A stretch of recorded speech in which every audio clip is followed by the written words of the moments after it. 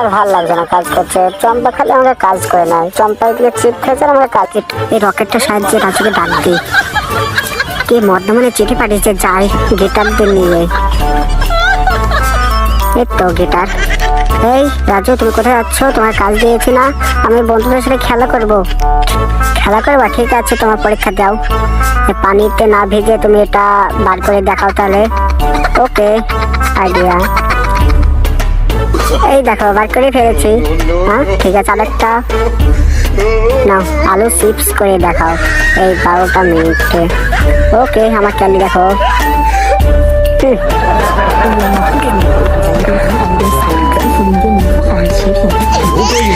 না তাড়াতাড়ি করো, টাইম হয়ে যাচ্ছে।